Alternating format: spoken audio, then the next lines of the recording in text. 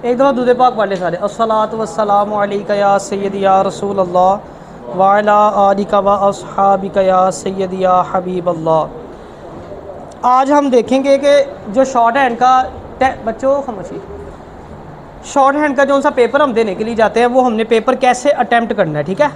और बच्चे कौन सी मिस्टेक्स पेपर में करके आते हैं जिसकी वजह से वो पेपर क्लियर नहीं कर पाते। हम गलतियां भी देखेंगे और देखेंगे कौन से काम हमने पेपर में करने हैं, कौन से काम हमने नहीं करने। ठीक हो गया।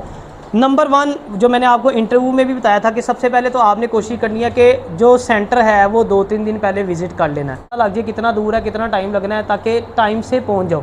क्योंकि जब आप इंटरव्यू देने जाओ या आप टेस्ट देने के लिए जाओ, हमेशा याद रखना आपको स्ट्रेस में नहीं होना चाहिए, ठीक है ना। अगर लेट हो जाओ फिर स्ट्रेस ही है ना। आगे जाके पेपर शुरू हो गया है, सबसे एंड पे जगह मिली है, कोई चीज़ समझ नहीं आ रही, पहले ही पेपर का प्रेशर होता है, फिर उधर जाके हो टेंशन एक नहीं आपको लग जाएगी। इसलिए पहले सेंटर विजिट कर लेना ताकि टाइमली आप वहाँ पे पहुँच जाओ, ठीक है ना।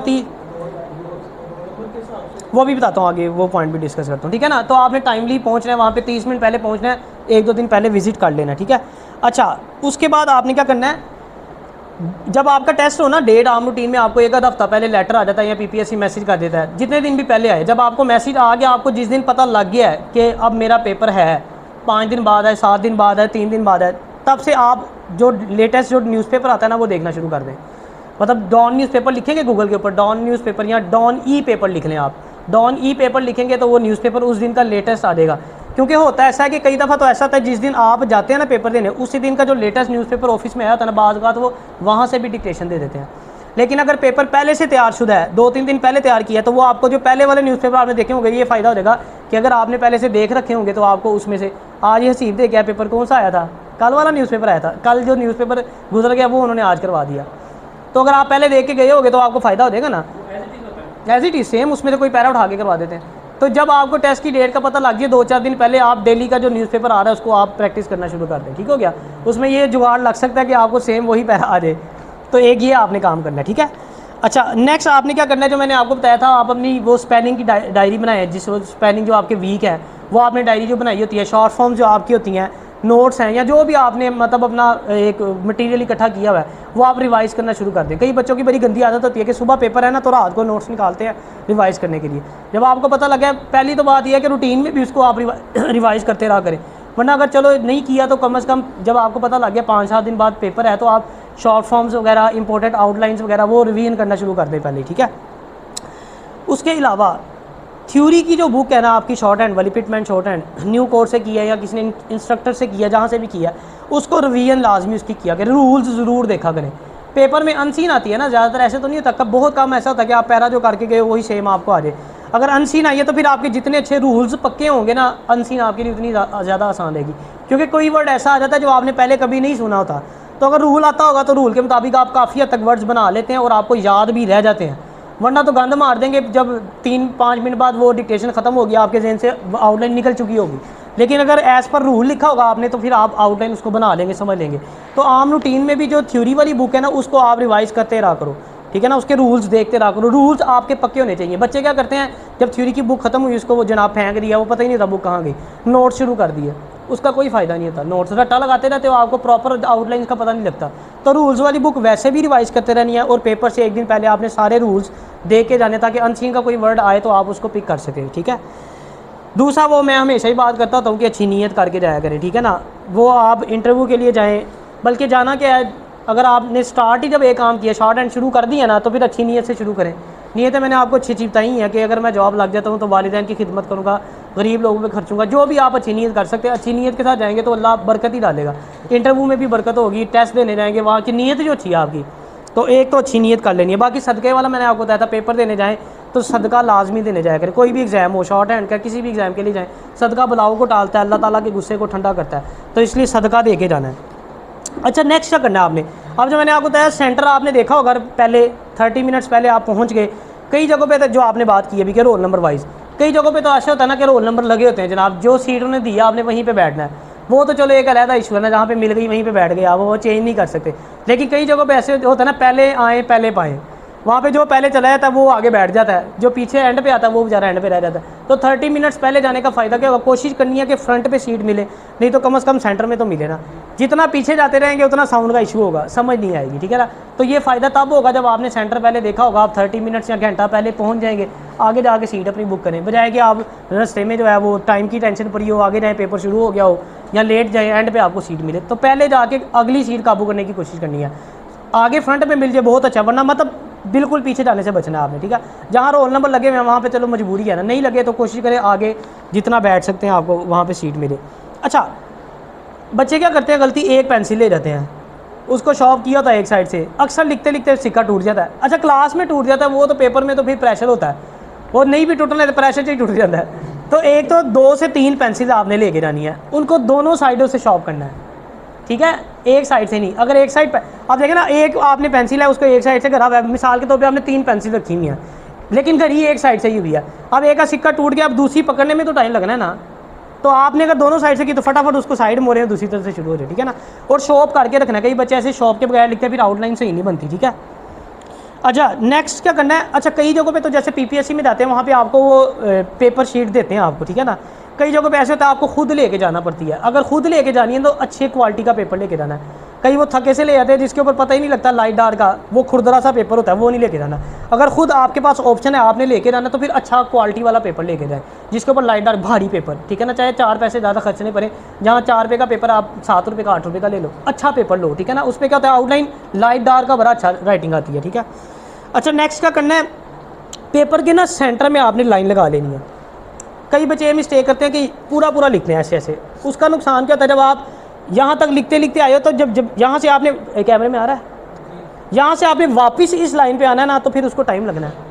तो जब आप लाइन लगी होगी तो आप यहाँ पे जाओगे फटाफट नीचे, वो टाइम बचा लेती है आपकी, ठीक है ना। सेंटर में लाइन लगानी है ताकि आपका यहाँ पे बाद में नीचे आते वक्त टाइम वेस्ट ना हो। अच्छा, नेक्स्ट आपने क्या करना है, पेपर को ना फोल्ड बेशक थोड़ा सा कर लें, या आम रूटीन में रिकमेंड तो नहीं किया जाता, तो लोग बताते तो नहीं, मैंने वैसे कभी नहीं सुना, लेकिन मैं ये तरीका यूज़ करता था। अगर आपको सूट करता है तो हर बच्चे का अपनी मर्जी, अगर आपको सूट करता है उसकी वजह भला क्या है, जो मैंने ऑब्जर्व किया है, बात को जब आप पेपर करने लगते हैं, बात करते हैं कि पेपर से पेपर चिपका होता है, वो पीछे ही नहीं होता, वो हम ऐसे धूक लगा के फिर पीछे करते हैं, वो टाइम लग जाता है। वहाँ तो इतना टाइम नहीं था, वहाँ सेकेंड्स की गेम है। तो अगर आप इसको ऐसे हल्का सा पेपर को ऐसे फोल्ड कर लेंगे तो ये यहाँ से पकड़ के फ़ौरन पीछे चला जाएगा, ठीक है ना, बजाय कि आप उसको ऐसे ऐसे घसीटते ही रह रहे हैं, वो अगला एक लाइन पूरी बोल के चला जाए। वो तो याद नहीं करना जिम्मे अकेडमी, सर 1 मिनट ठहर जाए ज़रा, उन्हें नहीं रुकना। तो आप पेपर को थोड़ा सा ऐसे कोना फोल्ड कर लें ताकि जब एंड हो तो फटाफट यहाँ से पकड़ना पड़े, आप आगे अगला पेपर आ जाएगा, ठीक है। अच्छा, नेक्स्ट आपने क्या करना है, पेपर की ना बैक यूज़ नहीं करनी। जब आपने शॉर्ट हैंड लिखी है इस पेपर पर, तो हम क्या करते हैं, उल्टा के फिर इस साइड पर आते हैं, वो भी टाइम ज़्यादा लगता है। आप यहाँ किया है, जो आगे सामने वाला रजिस्टर है, किसी के पास दिखाएं मुझे,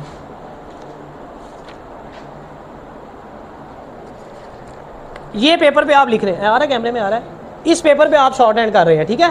यहाँ से हमने पेपर इसको कर लिया ऐसे फोल्ड, जैसे ही आपने इसको पलटा, अब आपने यहाँ पे लिखना है, यहाँ पे शॉर्ट हैंड नहीं लिखनी, समझ आ गई है ना। यहाँ पे लिखेंगे फिर टाइम पीछे आने में लगेगा, फटाफट यहाँ से शुरू कर दिया, ठीक हो गया। ये एक आपने पॉइंट लेना है, ये लें। अच्छा, नेक्स्ट,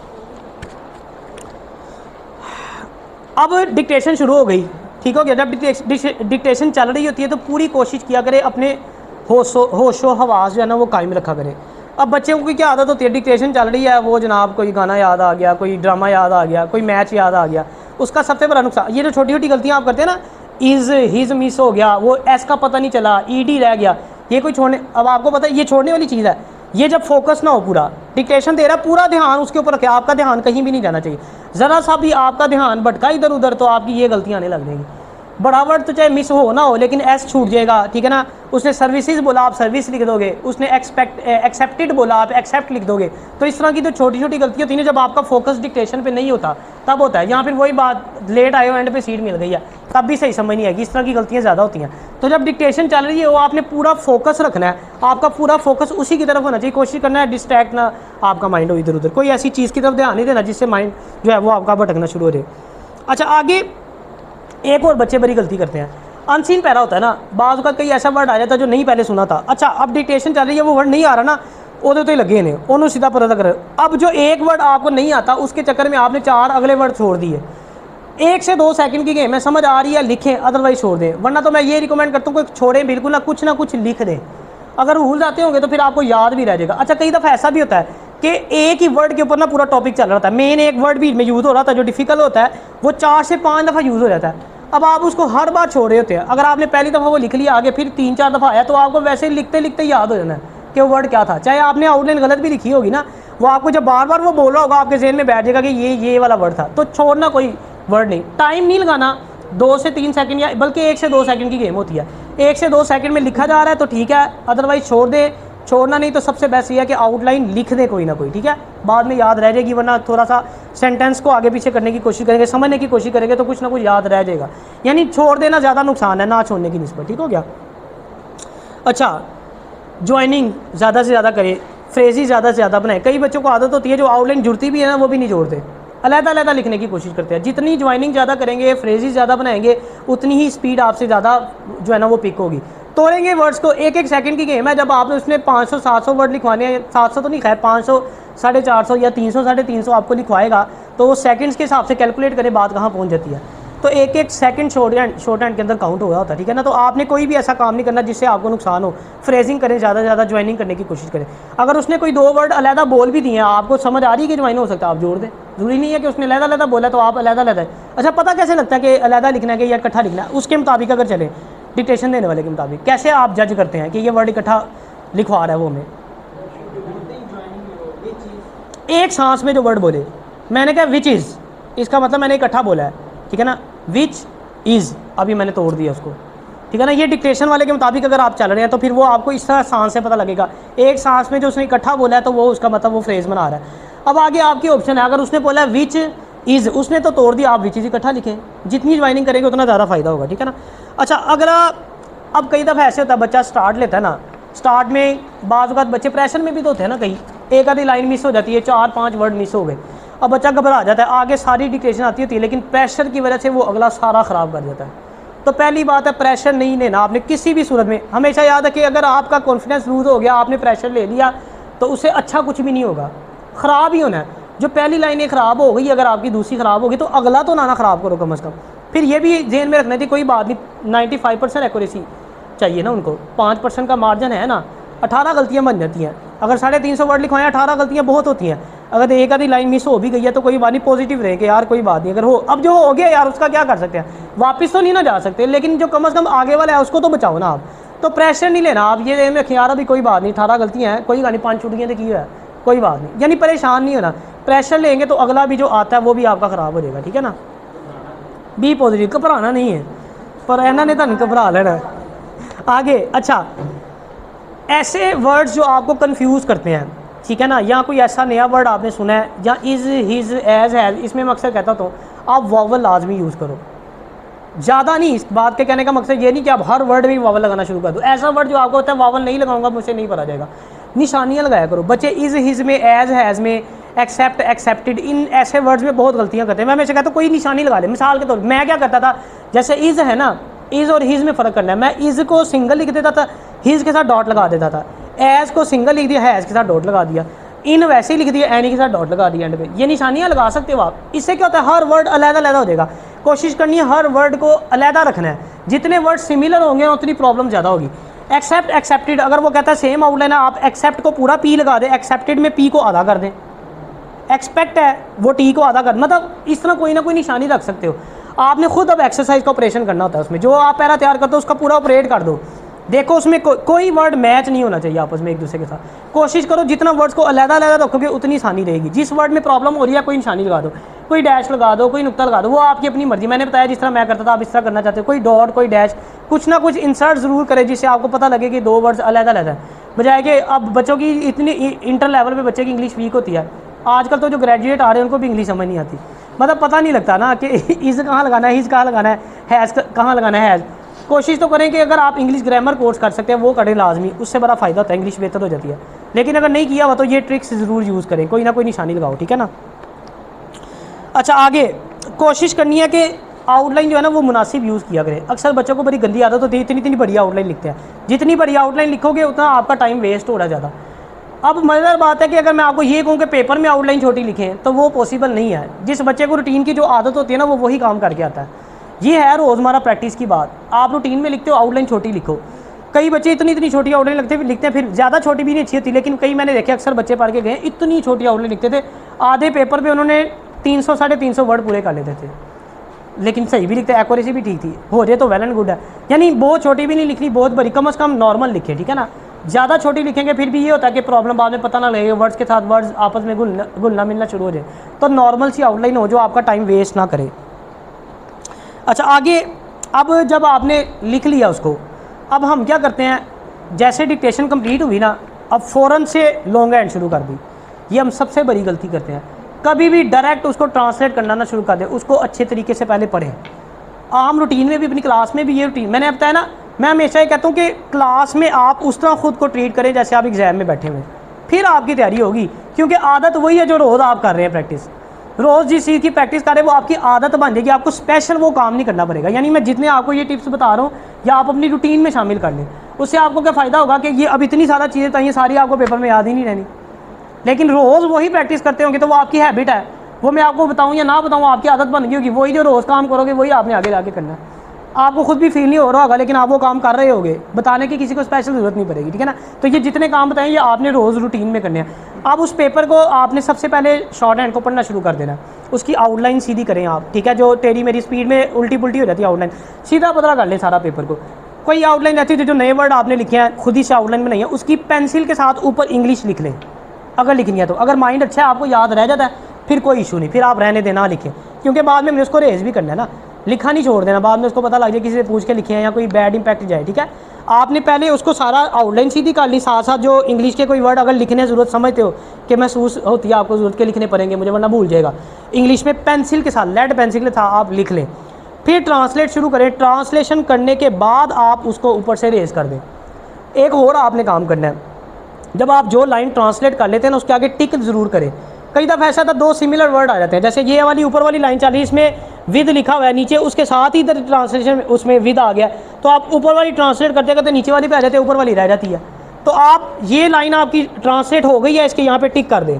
दूसरी लाइन ट्रांसलेट हो गई है, उसको टिक कर दें, ताकि आपको पता चलता रहे कि मेरी कोई लाइन मिस तो नहीं होगी बीच में से, ठीक हो गया ना। तो ये साथ साथ रीड कर लिया आपने, उसके बाद ट्रांसलेट शुरू कर दी, ट्रांसलेट करने के बाद टिक लगाते गए, ऊपर से रेस करते रहे, साथ साथ ही रेस करते रहे, बजाय के एंड पे टाइम ना मिले। साथ साथ जो लाइन होगी उसके ऊपर इंग्लिश का कोई वर्ड लिखा था उसको फ़ौरन रेस कर दें।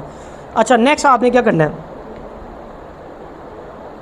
अच्छा कोई लाइन अगर मिस हो जाती है, यानी मैंने आपको बताया लेकिन फिर भी उसके अलावा उसके बावजूद प्रेशर में कोई लाइन आपसे मिस हो गई है, तो एंड पे आप उसको एरो लगा के, कोई निशान लगा के, ताकि उसको पता लग जाए कि ये लाइन इसकी मिस हुई थी, एंड पे वो लाइन आप ट्रांसलेट कर दें, छोड़नी नहीं है आपने, ठीक है ना। नेक्स्ट, अच्छा कई बच्चे होते हैं क्लास में भी इस तरह करते हैं, पेपर में भी वही काम करते हैं। मैंने बताया जो हैबिट होती है बंदा वही काम करता है, कोमे नहीं लगाते, फुल स्टॉप नहीं लगाते, इन गलतियों की भी ये भाई काउंट होती हैं, कोमास की गलतियाँ भी वो कंसीडर कर लेते हैं। तो क्लास में भी ध्यान रखा करें, पहले तो केयरफुली सुना करें जो डिक्टेशन चल रही है। कई होते हैं सुन भी रहे होते हैं लेकिन लगाते नहीं, कोमास फुल स्टॉप की गलतियाँ उसने कंसीडर करनी है आपकी, आपने कोमे भी नहीं छोड़ने, फुल स्टॉप भी नहीं छोड़ के आने, ठीक हो गया, वो आपने लगाने हैं। कैपिटल वर्ड्स इनका भी ध्यान रखा, किसी डिपार्टमेंट का नाम है, किसी डेजिग्नेशन है, कोई किसी बंदे का नाम है, किसी बुक का नाम है, आपको पता क्या है, वो सारी चीज़ें जो बड़ी आम रूटीन में होती हैं वो आप कैपिटल में ही लिखे, छोटी लिखने की ज़रूरत नहीं है, ठीक है ना। हम कई होते हैं पेपर वाले, वो लाइट पेपर चेक करने वाले ज़रा रहम दिल होते हैं, वो तो इन चीज़ों को इतना खाते में नहीं लाते, इग्नोर भी कर देते कि चलो यार बच्चा पास हो रहा है कर दो। तो कई खरूस किस्म के भी तो आ जाते हैं ना, वो कोमा भी नहीं छोड़ते, वो कहते फेल करो एनू, तो हम क्यों किसी को मौका दें, हमें तो नहीं पता हमारा पेपर किसके पास जाना है। तो आप पहले ही ध्यान रखें, आपने मौका नहीं देना एग्जामिनर को, ठीक है ना। अच्छा नेक्स्ट जो है वो लॉन्ग हैंड, अब आपने जब लिख ली ना, शॉर्ट हैंड को हमने केयरफुली रीड किया था ना, लॉन्ग हैंड को भी केयरफुली रीड करना है आपने। कोशिश करें आपकी स्पीड रूटीन में अच्छी होनी चाहिए कि आप जल्दी पेपर टाइम ख़त्म होने से 5 मिनट पहले आप अपना जो है ना पेपर ख़त्म कर लें। उसके बाद आप लॉन्ग हैंड को आप रीड करें, चाहिए कि स्पेलिंग चेक कर ले, कोई वर्ड मिस हो गया, कोई लाइन मिस तो नहीं होगी, ये सारा ओके कर लेना है। फिर आपको एक वजीफ़ा भी बताऊंगा एंड पे लास्ट, मैंने इसमें लिखा नहीं था, मुझे एकदम याद आ गया, मैं इस तरह ही करता था, मैंने कहीं पे ये पढ़ा था।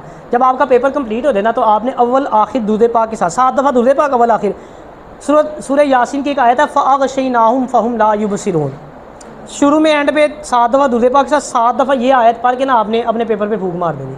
इसका मैं पढ़ रहा था कि एग्जामिनर जो छोटी मोटी गलतियाँ था ना वो इग्नोर कर देता है, समझ गया ना। तो ए वजीफ़ा याद रख रहा है, मैंने अचानक याद आ गया, मैंने इसमें ऐड करना मुझे याद नहीं था, मैं इस तरह ही करता था। जहाँ पेपर दिया ये पढ़ के फ़अग़शयनाहुम फ़हुम ला युबसिरून, अव्वल आखिर दूधे पाक के साथ 7 दफ़ा पढ़ के तुझे फूंक मार देनी अगे अल्लाह दे वाले। अच्छा हाँ, वो तो आगे मार देना, वो खिला लेगा अच्छा ओके का केड़ा काला इलम करंडे है। अच्छा आगे टाइम थोड़ा रह गया, आगे चले। ठीक हो गया। कटिंग से अवॉइड करना है। कई बच्चों को बड़ी गंदी आदत होती है, बार बार कटिंग करते हैं, पेपर में बड़ा बैड इंप्रेशन है, वो समझेगा आपने पूछ के इसको ठीक किया। हल्की फुल्की चल जाती है, चलो अगर कोई गलत रह गया वर्ड उसको ठीक कर लें, लेकिन बहुत ज़्यादा कोशिश करें अवॉइड ही करना है आपने, ठीक है ना, कटिंग नहीं करनी बहुत ज़्यादा, ठीक है। आगे हाँ, अब ये तो थे ट्रिक्स। अब आगे थोड़ी चीज़ें ऐसी बताऊंगा जो रोज़मर्रा रूटीन में आपने शामिल करी, जिसका इफेक्ट पेपर पे ही पड़ेगा। अच्छा, ये जितनी चीज़ें मैं आपको बता रहा हूँ ना, इसका फ़ायदा आपको तब होगा जब वो मैंने एक मेथड आपको बताया था, S3R मेथड। ठीक हो गया। अगर आपने उस पर अमल किया होगा, जिसने नहीं देखी वो चैनल पे जाएगा, यूट्यूब पे लिखें स्टेनोग्राफर्स अकेडमी, चैनल आ जाएगा, प्लेलिस्ट में जाएँ, प्लेलिस्ट में टिप्स वाला फोल्डर पड़ा है, फोल्डर में जाएंगे, ये सारी वीडियो जो टिप्स वाली होती है ना, मैंने टिप्स के नाम से फोल्डर बनाया हुआ है। शॉर्ट हैंड कैसे इंप्रूव करनी है, टाइपिंग कैसे इंप्रूव करनी है, एग्जाम का दूध पाक है, वो सारी चीज़ें मैंने उसमें रखी हैं। S3R मेथड देखें, उसमें मैंने बताया कि शॉर्ट हैंड की प्रैक्टिस कैसे करनी है। अब जाहिर बात है, अगर शॉर्ट हैंड अच्छी होगी तो ये चीज़ें आपको फ़ायदा देंगी ना। अब जब आपने रूटीन में ही सही प्रैक्टिस नहीं की हुई, आपको शॉर्ट हैंड आती नहीं अच्छे तरीके से, फिर ये बेकार है सारी चीज़ें, इसको जो मर्जी करते रहो आप। वो रूटीन में जो आपने अपनी शॉर्ट हैंड इंप्रूव करनी है, उसके लिए आप S3R मेथड को पहले फॉलो करें, उसके बाद ये ट्रिक्स देखें। अब रोज़मर्रा रूटीन में क्या करना है कि लॉन्ग हैंड डेली लिखा करें। हमारी अकेडमी में तो प्रैक्टिस डेली अल्हम्दुलिल्लाह हम रोज़ ही लिखते हैं। अब मैं जिस अकेडमी में जाता था, कहीं मैंने अकेडमी देखी, वहाँ पे डेली लॉन्ग हैंड नहीं होती थी, हम सुनाया करते थे। हमारी ये प्रैक्टिस थी कि हम लिख के ना उसके बाद सुना देते थे, हमारे सर हमसे सुन लेते थे, ठीक है ना। तो आपने अल्हम्दुलिल्लाह हम तो करते ही हैं, जहाँ पे नहीं करते वीडियो में जो भी मुझे देख रहा है या कोई टीचर सुन रहा है, तो वो अपने बच्चों को daily practice long hand routine में होनी चाहिए। बच्चे क्या करते हैं, रोज़ सुना देते हैं, पेपर में लिखना पड़ता है, फिर वहाँ जाके फिर और मामलात होते हैं। जब आप रोज़ लिखते हैं ना, सबसे बड़ा फ़ायदा आपको किताब की मिस्टेक सामने आती जाती हैं। अगर बच्चे की मिसिंग है उसको वो पता लग जाता है, स्पेलिंग की मिस्टेक। अब बाज़ औक़ात ऐसे होता है, जब सुना रहे हो आप शॉर्ट हैंड, उसमें स्पेलिंग का तो कंसेप्ट ही कोई नहीं है, आपने शॉर्ट हैंड लिखी सुना दी, आपको पता ही नहीं लगा आपकी स्पेलिंग की। कई बच्चों के बहुत ज़्यादा स्पेलिंग वीक होते हैं, तो लॉन्ग हैंड से ये फ़ायदा हो जाता है, आपको पता लग जाता है, गलती हाईलाइट हो जाती है। फिर दूसरा फ़ायदा क्या था, आपकी प्रैक्टिस रूटीन की हो जाती है इतनी तेज़ कि आप लॉन्ग हैंड फटाफट लिख लेते हैं। तो ये रूटीन में आपने ये काम करना है कि लॉन्ग हैंड लाजमी लिखनी करनी है। उसके बाद एक और काम किया करें, डिफरेंट किस्म की डिक्टेशन सुना करें। एक ही बंदे की आदत नहीं डालनी कि मैं आपको रोज़ लिखवाता हूँ, आपको मेरी आदत है, आपको पता है एक्सेंट, कई ऐसे एक्सेंट होते हैं, वो गाँव के लोग होते हैं बेचारे, उनका एक्सेंट भी नहीं समझ नहीं आता क्या बोल क्या रहे हैं। तो रूटीन में भी ऐसा एक्सेंट, वरना आम रूटीन में इसका सबसे अच्छा फ़ायदा, दो आपस में बैठे होते हैं ना, एक दूसरे को पहले एक जना लिखवाए फिर दूसरा लिखवाए, डिफरेंट आपकी आवाज़ें सुनने की आपको आदत होनी चाहिए। एक आवाज़ की, मेरी आवाज़ की आपने आदत नहीं डालनी। वहाँ पे मैंने थोड़ी आगे डिक्टेशन देनी है, कोई भी आ रहेगा, कभी कोई आ रहा था कभी कोई आ रहा था, तो आपको डिफरेंट आवाज़ों की आदत होगी। उसका क्या फ़ायदा होगा, आपको पता लगा कोई बंदा एक ही वर्ड को किसी और तरह बोलता है, कोई किसी और तरह बोलता है। फिर ऐसे वर्ड्स भी देख लिया करें जिसकी प्रोनाउंसिएशन डिफरेंट होती है, जैसे स्केजुअल भी बोला जाता है, शेड्यूल भी बोला जाता है, ठीक है ना। तो इस तरह के वर्ड्स भी देख लिया करें कि ताकि जिस भी एक्शन में बोले ने आपको पता लग जाए कि जिसने भी जैसे प्रोनाउंस किया आपको पता हो कि ये ऐसे है, ये नहीं ना। अब कई बच्चे क्या होते हैं, उनको प्रोनाउंसिएशन अच्छी नहीं होती। ये भी कोशिश किया करें जब आप डिक्टेशन तैयार कर रहे होते हैं ना, तो शॉर्ट एंड वो डिक्शनरी कर ले, इंग्लिश वाली, इंग्लिश टू उर्दू डिक्शनरी कर ले, उसमें वो साउंड भी बोल के बताता है। एक्सेंट आपका सही, जो वर्ड जैसे प्रोनाउंस किया होना चाहिए वो आपने वैसे ही करना है। रूटीन में भी आपने किसी और तरह किया हो, वो वर्ड हो किसी और तरह, वो बोले वो वाला, लेकिन आप समझो कि मैंने जो पढ़ा हुआ है वो तो आया कोई नहीं, तो आपको वहाँ प्रॉब्लम होगी। जो एक्सेंट होना चाहिए वही एग्जैक्ट आपने करना है, ठीक है। तो डिफरेंट किस्म की डिक्टेशन सुना करें आपस में दोस्तों से, वरना यूट्यूब से डिफरेंट निकाल के प्रैक्टिस किया करें, ठीक हो गया। उसके अलावा अच्छा, लॉन्ग हैंड जो आप करते हैं ना, मैं हमेशा कहता हूँ कि भाई अपने काम से मुखलिस रहा करो। मैं बार बार चीख के बच्चों को कहता हूँ, बच्चे फिर भी वही मिस्टेक करते हैं, अपनी नहीं करते लॉन्ग हैंड, साथ वाले से पूछ के। अब पहले ही मिस्टेक क्या करेंगे, जैसे ही डिक्टेशन मैं ख़त्म करता हूँ ना, वो दोस्त के साथ बैठ जाएंगे, चल यार मैं सुनाता हूँ तो सुन। तो गलतियाँ तो तुझे पहले ही से ही कर ली हैं कि तुझे को पूछ के, अब लॉन्ग हैंड में कोई गलती आएगी। मैं कहता हूँ गलत करो, कोई बात नहीं, भाई गलती से सीखोगे, करोगे नहीं तो गलती नहीं करोगे, गलती नहीं करोगे सीखोगे नहीं कामयाब नहीं होगे। तो गलती करनी है, कोई बात नहीं, करो गलती यार, गलती करोगे तो पता लग जाएगा ना गलती क्या है, तो उसको ठीक भी कर लोगे। इससे पूछ के उससे पूछ के सही कर। पेपर में भाई कोई नहीं होगा, पेपर में आप ही हैं अपने साथ, जो करना है आपने करना है, तुसी अपने वाले आप ही हो, तो खुद ही पहले वही काम किया करें। मैंने कहा जैसे पेपर में आपने अटैम्प्ट लेनी है, वैसे ही क्लास में भी इस तरह किया करें, खुद ही लिखें, गलत लिखें, कोई बात नहीं। एक दफ़ा गलत होगा, दो दफ़ा होगा, सही होना शुरू होगा, पूछ के कर लोगे कभी भी सही नहीं होगा। बस 2-3 पॉइंट्स रह गए। अच्छा, अब अक्सर बच्चे ये पूछते हैं भाई पेपर में तैयार क्या करना है, या आम रूटीन में कौन से पैरे किया कि मुझे अक्सर चैनल पे कमेंट्स आते हैं, पूछते हैं सर वो पीपीएससी का पेपर होना है या डिफरेंट जो एफबीआर का होना है, तो हम कौन से पैरे तैयार किया करें। वो पहले दौर चले गए हैं। पहले होता था सिर्फ कॉमन वर्ड आती थी, फिर थोड़ा थोड़ा ट्रेंड जरा बढ़ना शुरू हो गया, बच्चे मजीद आना शुरू हो गया, कंपटीशन बनना शुरू हो गया, ऑफिशियल चलना शुरू हो गई, फिर आहिस्ता आहिस्ता एक टाइम आया न्यूज़पेपर चलना शुरू हो गया।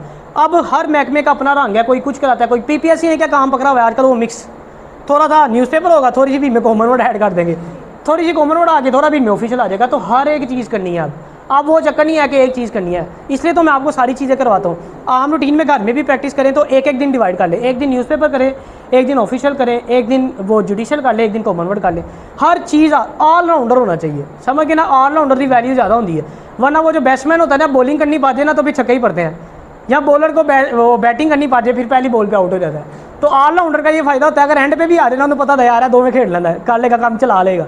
तो ऑलराउंडर ने हर चीज़ आनी चाहिए, ठीक है ना। आपको आगे टेस्ट भी देते रहा करें। अक्सर बच्चे मैंने देखे वो कहते हैं यार बस जेड़े महकमे च लगना है ना उत्थे टेस्ट देना है। मैं एक बैठा असी ज़्यादा चला गया मेरा, वो कहना मैं सिर्फ सैकटरीएट च लगना है, मैं पेपर ही सैकटरीएट का देना है। तो भावें वो फेल होइए उस्मान बट वो कहता रहा तो मैंने सैकटरीएट में लगना, मैंने पेपर ही सैकटरीएट का देना और मैंने देना ही कोई नहीं। ये सबसे बड़ी जो है ना आप गलती करते हैं। डिफरेंट जगह पेपर देंगे ना, एक तो आपको एक्सेंट मुख्तलिफ सुनने को मिलेंगे, हर डिपार्टमेंट का अपना तरीकाकार है, तरीका पता चल जाएगा कौन किस तरह पेपर लेता है। फिर दूसरी बात है हर पेपर में बंदा कोई ना कोई गलती करके आता है, फिर गलती करोगे तो आपको पता लग जाएगा, सीख लोगे कि मैंने ये काम करना है। तो पेपर दे, चलो जो पैसों वाले हैं जहाँ पे चांसेस हैं, पीपीएससी में चांस होते हैं ना, वहाँ ये गलती ना करें आप कि एम ही अप्लाई करना शुरू कर दें। लेकिन जहाँ पे चांस ही कोई नहीं है, फ्री है या फ्री नहीं भी है, चलो पैसे 2-4 हैं आप अफोर्ड कर सकते हो तो आप दो। वहाँ पे सिर्फ चांस वाले डिपार्टमेंट में गलती नहीं करनी पीपीएससी में, अदरवाइज टेस्ट दिए जितने ज़्यादा दोगे उतनी जल्दी सीखोगे आप। और डेली अनसीन भी किया करें। अब कई मैंने अकेडमीज़ देखी, हम जब जाते थे ना अकेडमी, हम हफ्ते में एक दफ़ा अनसीन करते थे। हम जुम्मे वाले दिन या हफ्ते वाले दिन हम अनसीन जो है ना करते थे एक दिन। अब वो नुकसान भी उसका भी, मतलब अल्लाह का शुक्र हमारे टीचर भी बड़े अच्छे थे, उन्होंने हमें बड़ा अच्छा पढ़ाया, हम कर गए। अगर हम पास कर सकते हैं हफ्ते में करने से एक दफ़ा, तो जो रोज़ करता होगा क्या उसको फ़र्क नहीं पड़ेगा उस चीज़ से। मैं ये नहीं कहता कि वो गलत है, जारी बात हमने पढ़ा उनसे ही पढ़ा ना। अब मैं अपने टीचर से पढ़ के आपके सामने बैठा हूँ, उन्होंने इतना अच्छा पढ़ाया हमें। बताना चाह रहा हूँ कि अगर मैं एक दफ़ा हफ्ते में करके यहाँ पहुँच गया हूँ तो आप रोज़ करके कहाँ पहुँचेंगे, तो सारे काट जाना आगे। तो रोज़ अनसीन की आदत बनाए, अनसीन रोज़ करनी है। मैं यहाँ पे भी करवाता हूँ, अगर किसी अकेडमी में नहीं करवाई जाती तो कोशिश करें रोज़ अनसीन करें, ताकि आपको रोज़ आदत होगी। हफ्ते में एक दफ़ा करेंगे या सिर्फ पेपर में जाके करेंगे, वहाँ पे झिझक होगी। फिर आपको जब आपको पता रोज़ ही अनसीन करते हैं, फिर आपके लिए कोई नई बात नहीं है कि कोई ऐसा वर्ड आगे पहले नहीं किया। अनसीन की प्रैक्टिस होगी, जो गलतियाँ रोज़ करनी है वो आप पेपर में जाके करनी है, वो रोज़ करें, उनसे सीखें और उनको इम्प्रूव करें। एंड पे बस यही कहूँगा कि दुरूद पाक जो मैंने आपको एग्जाम वाला बताया हुआ है ना, वो पढ़ा करें लाजमी। बंदा भला क्या कोशिश इंसान बड़ी करता है, इंसान है ना, पूरा 100% तो नहीं दे सकता अपना, जितने मैंने टिप्स बताए उन पे अमल भी नहीं कर सकते। फिर इंसान का मिजाज एक जैसा नहीं होता, दिल कर रहा होता है पढ़ने का। बंदा जो पढ़ने वाला भी अच्छा लाइक स्टूडेंट भी होता है ना, उसका भी कभी कभी दिल करता है डंडी मारने का, या कहीं पे वो भी नालायकी ही कर जाता है। तो ये कमियां खामियां होती हैं इंसान के अंदर, तो वो ये चीज़ें कवर कर जाती हैं। नमाज़ पढ़ता हो बंदा, अल्लाह को राज़ी रखता हो, दुरूद पाक पढ़ता हो, तो ये जो छोटी मोटी गलतियाँ तो ये कवर हो जाती हैं। लेकिन जिसके साथ फिर अल्लाह की रज़ा शामिल नहीं है, वो फिर अपने पेपर पे ही है बस। अगर अच्छा किया तो अल्लाह उसको उसका सिला दे देगा, मेहनत ज़ाया नहीं करता, लेकिन नहीं है तो फिर फायदा गया फिर। लेकिन हमारे जैसे नालायक होंगे, दुरूद पाक पढ़ा होगा, नमाज़ पढ़ते होंगे, तो अल्लाह ताला ऐसे ही आपको कामयाब कर देगा। तो एग्जाम वाला दुरूद पाक भी मैंने वो टिप्स वाले फोल्डर में रखा हुआ है, उसमें अपलोड किया है, वहाँ से आप रोज़ पढ़ा करें। 100 दफ़ा रोज़ पढ़ना होता है, वो नहीं आपने छोड़ना। काम छूट जाए लेकिन वो नहीं छोड़ना चाहिए। अल्लाह ताला अमल की तौफीक दे। चलने दो कोई बात, चलो। हाँ जी, हाँ उसमें आप एडिटोरियल पोर्शन कर दिया करें 1 पेज।